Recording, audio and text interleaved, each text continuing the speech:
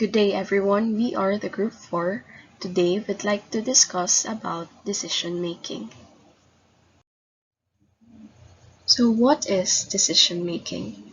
Decision making can be defined as the process of selecting a right and effective course of action from two or more alternatives for the purpose of achieving a desired result. Decision making is the essence of management. According to Peter Drucker, who was known as one of the most widely known and influential thinkers on management, stated that whatever a manager does, he does through making decisions. All matters relating to planning, organizing, direction, coordination, and control are settled by the managers through decisions, which are executed into practice by the operators of the enterprise. Objectives, goals, strategies, policies, and organizational designs are all to be decided upon in order to regulate the performance of the business.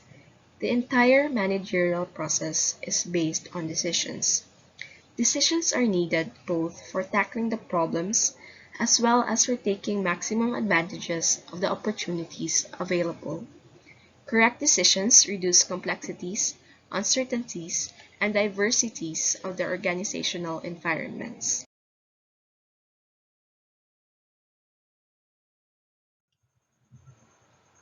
Types of decisions.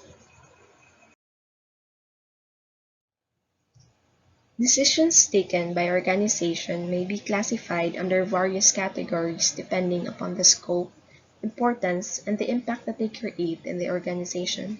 The following are the different types of decisions: programmed and non-programmed decisions, operational and strategic decisions, organizational and personal decisions, and lastly, individual and group decisions.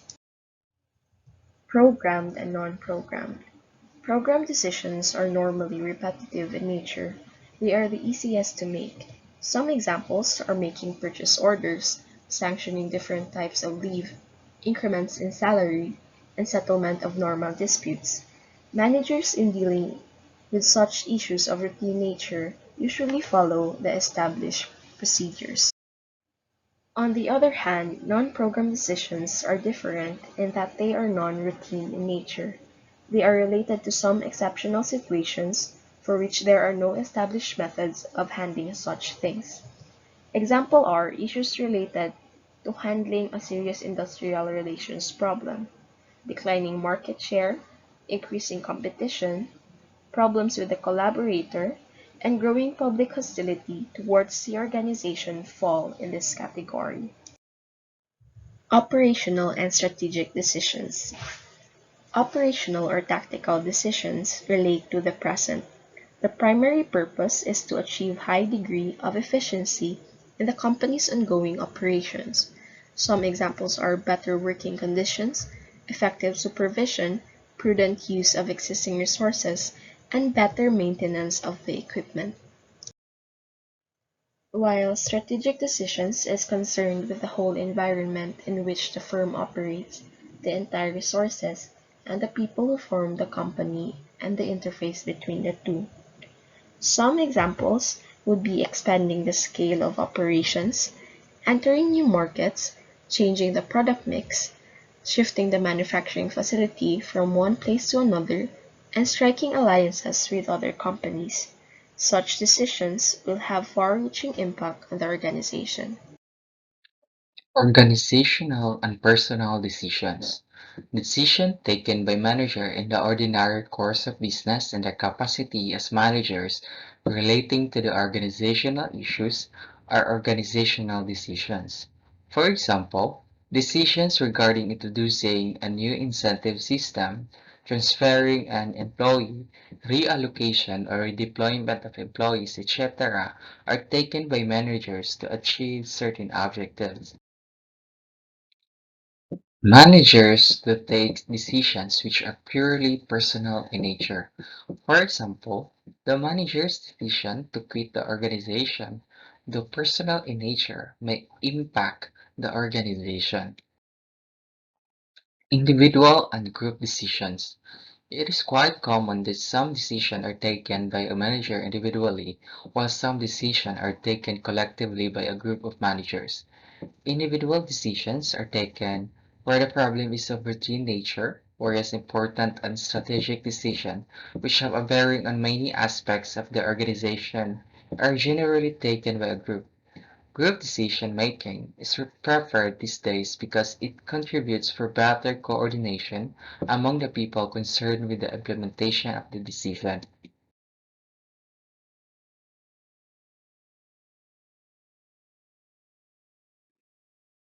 Principles of decision making. Effective decision involves two important aspects: the purpose for which it is intended and the environmental situation in which it is taken. Even the best and correct decision may become ineffective if these aspects are ignored, because in decision-making there are so many inside and outside chains of unavoidable reactions. If these certain principles are followed for decision-making, such multidimensional reactions can mostly be overcome. Subject matter of decision-making.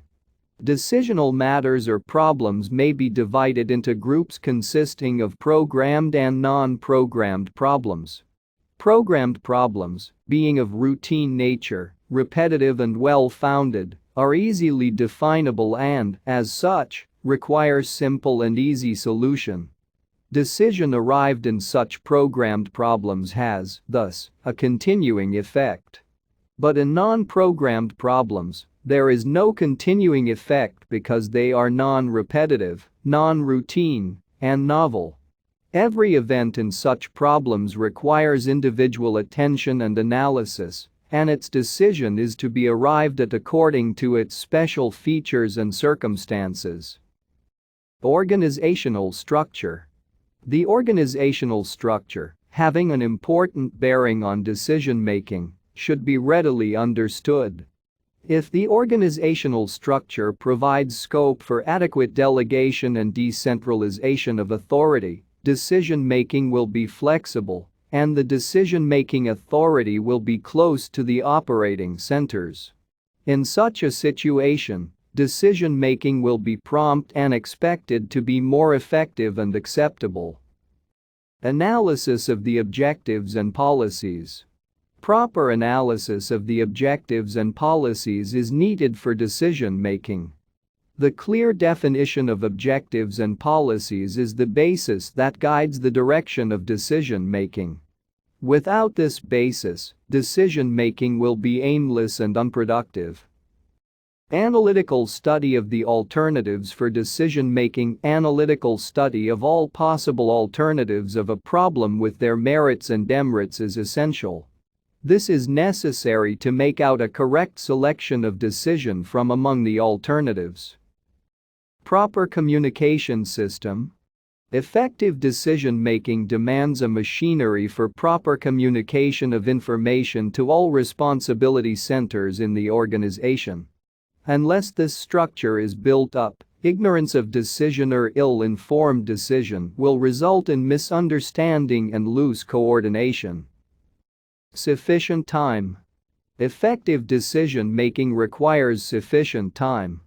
It is a matter of common experience that it is usually helpful to think over various ideas and possibilities of a problem for the purpose of identifying and evaluating it properly.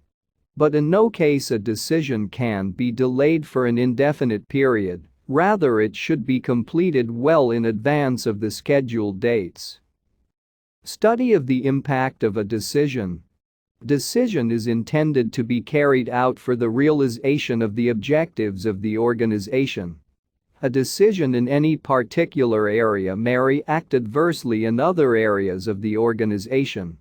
As all business activities are interrelated and require coordination, it is necessary that a study and analysis of the impact of any decision should precede its application. Participation of the decision maker.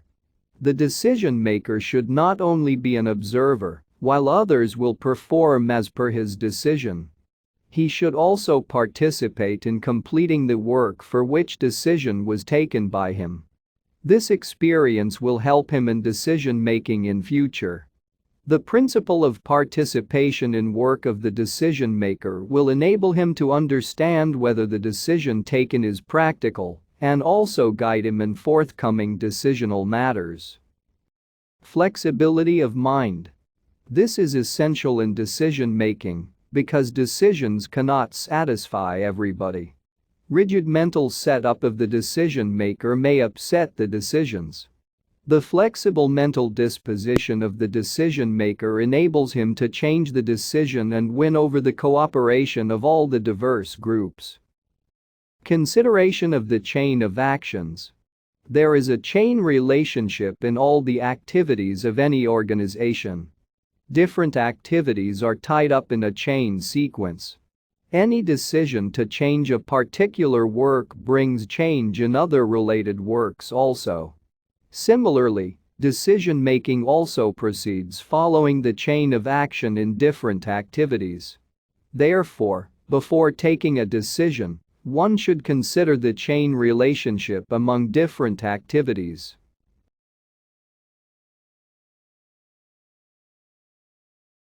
Steps in decision making. Firstly is to identify the decision. To make decision, you must first identify the problem you need to solve or the question you need to answer. Clearly define your decision. If you misidentify the problem you chosen is too broad, you'll knock the decision train off the track before it even leaves the station.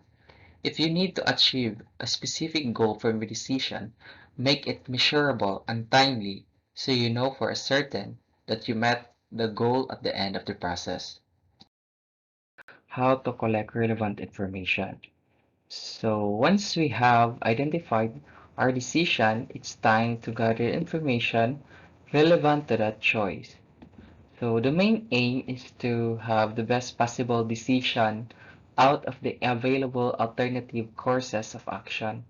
In developing alternative solutions, the manager comes across creative or original solutions to the problems. You might want to collect some pertinent information before you make your decision, like what information is needed, the best sources of information, and how to get it. So this test involves both internal and external work. Internal means it is a process of self-assessment, and external means you'll find it online in books from other people and from other sources. Like, for example, the customer searches women's winter coats on Google to see what options are out there. So when she sees someone with a cute coat, she asks them where they bought it and what they think of that brand. Next is to identify the alternatives. At this point, we have developed criteria for what we want in the product. So with relevant information now at our fingertips, we want to identify possible solutions to our problem. There is usually more than one option to consider when trying meeting a goal. For example, if your company is trying to gain more engagement on social media, your alternatives could include paid social advertisements, a change in your organic social media strategy, or a combination of the two. Sa ato ang balay, kung pasugot ta sa atong mama og palit og silver one nga toyo, kung walay silver one, matatag na to puti. Or like for example, palit ta og magic sarap kay wala may magic sarap sa tindahan. At natag mo na sodium glutamate. So there's always an alternatives. Next is to develop alternative solutions. Our main aim is to have the best possible decision out of the available alternative courses of action. So in modern times, the techniques of operations research and computer applications are immensely helpful in the development of alternative courses of action. Once you have identified multiple alternatives, weigh the evidence for or against said alternatives. Like, for example, The customer compares a few brands that she likes. She knows that she wants a brightly colored coat that will complement the rest of her wardrobe, and though she would rather spend less money, she also wants to find a coat made from sustainable materials. Among all the steps in decision making, this step is the most crucial, the implementation of decision.